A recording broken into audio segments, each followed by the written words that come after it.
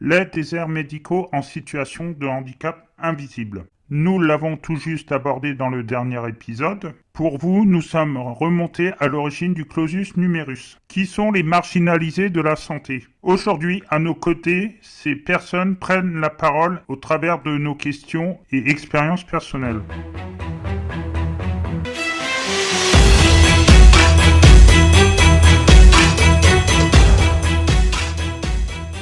En a l'impact des déserts médicaux sur votre quotidien en quelques mots. En 2, les solutions que vous envisagez pour trouver des praticiens adaptés à votre situation. En 3, quelques mots sur l'égalité des chances en termes de santé. En 4, vos retours sur les soins à l'étranger au regard de la situation en France.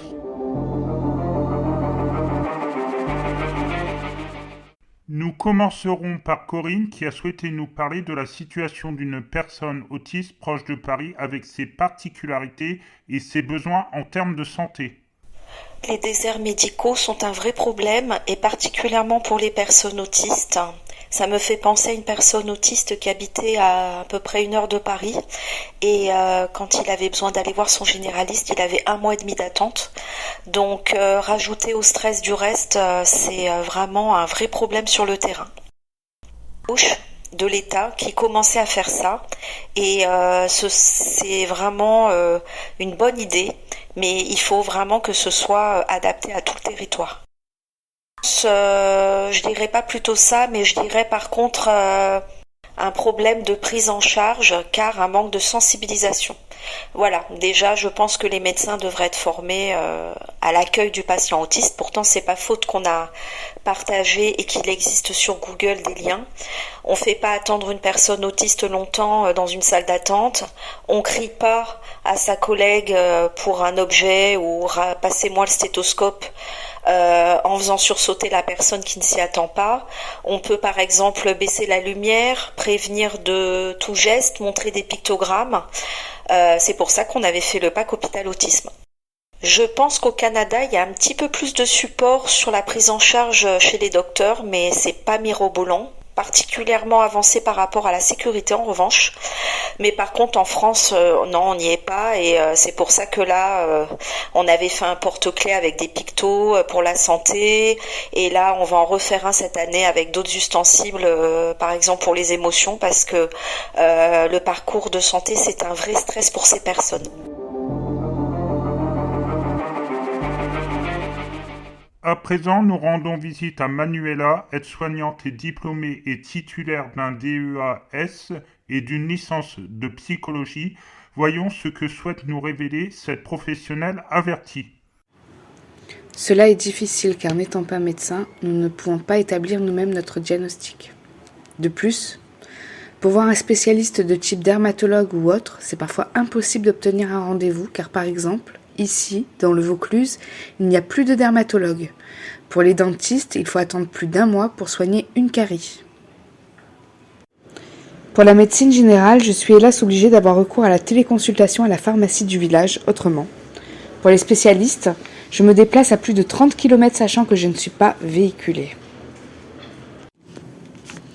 Je pense qu'en ce qui concerne la pénurie de médecins, cela touche tous les milieux. Les droits comme l'ACS et le 100% sont des droits qu'il faut absolument préserver. Le bémol, c'est que la CPAM ne se base pas sur la situation actuelle, mais sur la situation N-2. Les soins à l'étranger devraient être remboursés pour les locaux. La France et l'Europe se doivent d'aider les pays dans le besoin et déployer plus de moyens humains et de matériel. Quant aux soins des Français à l'étranger, de plus en plus de Français y ont recours en effet, surtout pour la prise en soin de l'infertilité et de la chirurgie esthétique. Prenons l'exemple de la prise en soin de l'infertilité en Espagne. Il s'agit d'une très bonne prise en soin à ma connaissance, de prix attractifs et de délais très rapides en comparaison avec la France.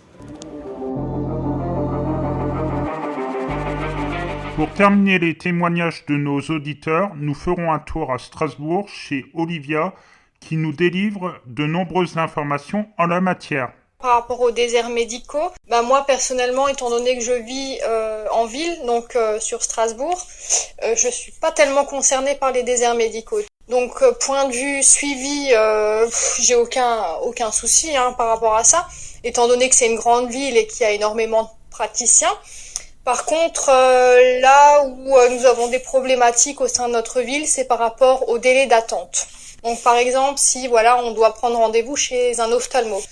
Alors du coup, les délais moyens, c'est 6 mois. Parce qu'il y a tellement de demandes, tellement de personnes qui ont des problèmes oculaires, etc., que les délais sont extrêmement allongés. Autre souci, c'est l'accès à l'IRM. Point de vue délai, le problème étant que il n'y a pas beaucoup de machines pour beaucoup de demandes, par exemple. Par rapport donc les solutions que vous envisagez pour trouver des praticiens adaptés à votre situation. Alors personnellement, moi je ne vois pas tellement de praticiens. Juste en cas d'extrême urgence, j'ai une sainte horreur des médecins. Alors les solutions que j'envisage, il n'y en a pas vraiment puisque j'évite énormément les médecins. Donc après, quand il n'y a pas le choix, j'y vais, mais autrement, j'évite. Par rapport à l'égalité des chances en termes de médecine, par rapport à mon point de vue, je pense que nous avons une médecine à 2 vitesses. C'est-à-dire une médecine, faut pas se le cacher, pour les pauvres, où on a un délai d'attente extrêmement long. Et à côté de ça, vous avez les plus riches qui ont peut-être des connaissances et un carnet d'adresses plus large et qui connaissent, à mon avis, énormément de praticiens et leurs délais sont minimales, je pense. Et par rapport à notre pays, donc en France, on a la chance que même les étrangers ont la possibilité de pouvoir se faire soigner de par l'AME, par exemple. Donc en France, vraiment, il n'y a pas énormément de soucis au niveau des personnes qui vivent en ville. Par contre, au sein des campagnes, ça devient beaucoup plus problématique par rapport à l'accès aux soins. Ça, c'est clair, les déserts médicaux, le manque de praticiens, par rapport aux personnes âgées qui ont beaucoup de difficultés par rapport au transport, etc. Donc vos retours sur les soins à l'étranger au regard de la situation en France.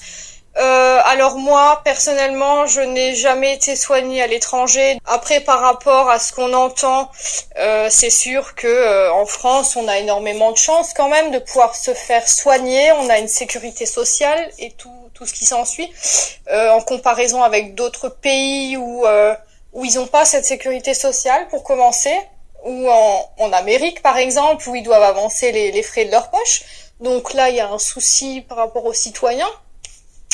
Et puis dans certains pays plus pauvres où ils ont des difficultés d'accès aux soins et les soins sont également de piètre qualité, je pense. Après, pour résumer le tout, les administrations en France actuellement sont dans une situation catastrophique. Une dégringolade terrible et ça se répercute aussi dans les hôpitaux. C'est un tout en fait. Mais voilà.